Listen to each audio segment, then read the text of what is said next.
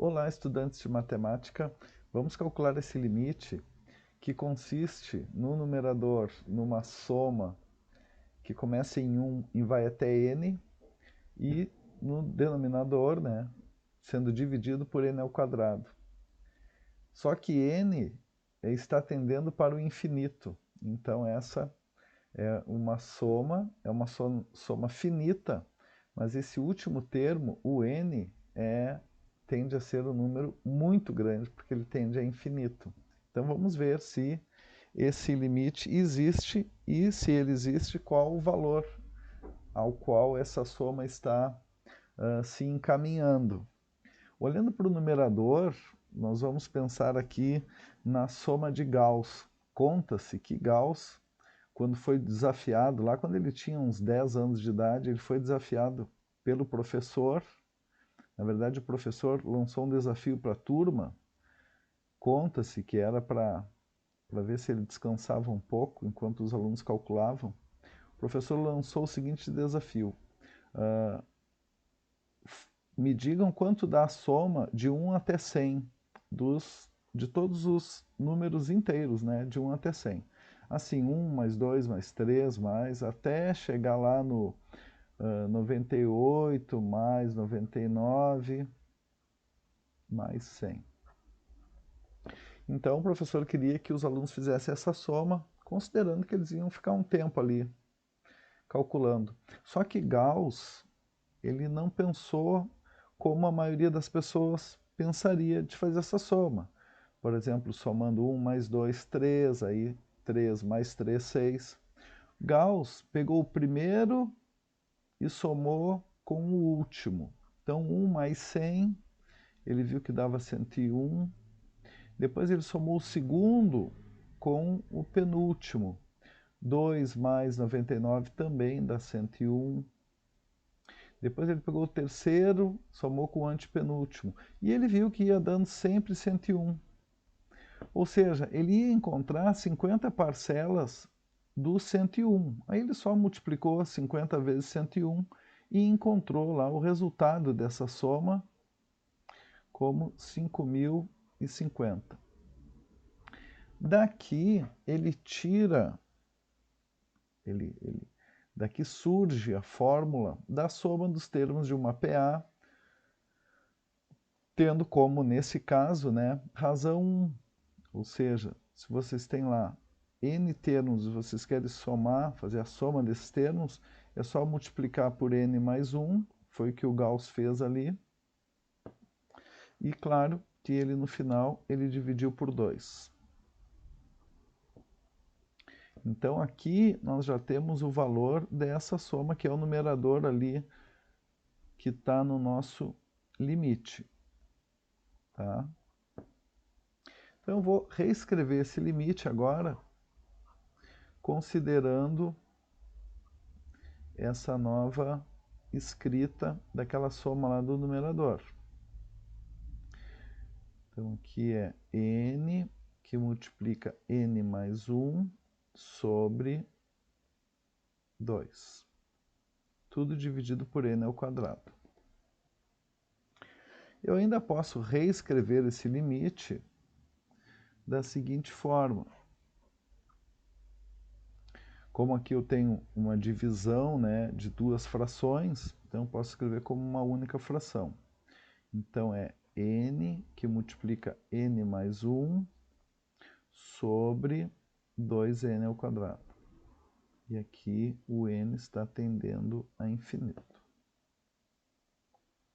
Tá bem? Então, continuar aqui.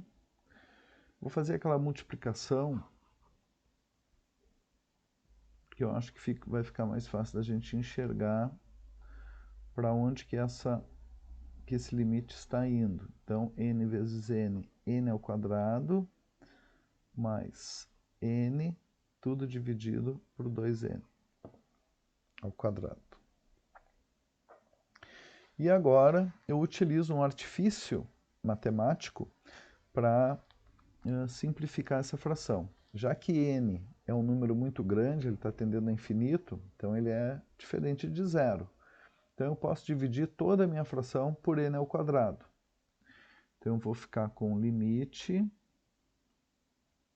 quando n tende a infinito. Vou apagar aqui. Se vocês quiserem rever ali essa abordagem de Gauss, é só voltar o vídeo. Para me dar mais espaço aqui. Então, aqui eu vou ficar com n ao quadrado mais n, tudo dividido por n ao quadrado, porque eu estou dividindo a minha fração numerador e denominador por n ao quadrado. Tá? Esse é um artifício que a gente utiliza muito nos limites de dividir um polinômio pela sua parte literal ali de maior grau.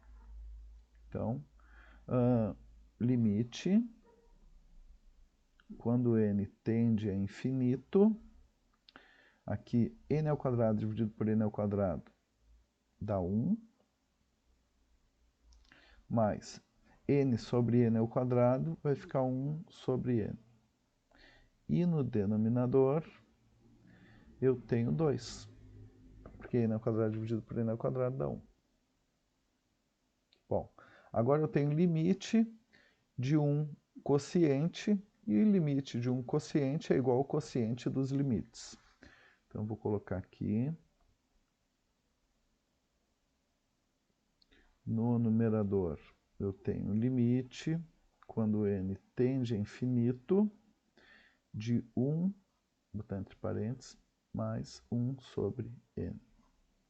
E no denominador, é o limite, quando n tende a infinito, que eu estou usando aquela propriedade dos limites que diz que o limite de um quociente é igual ao quociente dos limites. Agora, olhando para o numerador, eu tenho o limite de uma soma. E o limite de uma soma é igual à soma dos limites. Então, eu vou ficar com o limite quando n tende a infinito de 1 mais o limite quando n tende a infinito de 1 sobre n. E no denominador eu já vou fazer limite do 2 quando n tende a infinito, é o limite de uma constante, limite de uma constante é a própria constante. Agora vamos olhar lá para o numerador, também limite de 1 quando n tende a infinito é o limite de uma constante, limite de uma constante é a própria constante. Mais, aqui, limite de 1 sobre n quando n tende a infinito, ou seja, esse 1 está sendo dividido em infinitas partes, então cada parte tende a ser zero. Então aqui limite de 1 sobre n quando n tende a infinito é zero. E aqui sobre 2, então esse nosso limite resulta 1/2. Então o limite daquela soma de 1 até n, dividido por n ao quadrado, quando n tende a infinito, então é 1/2.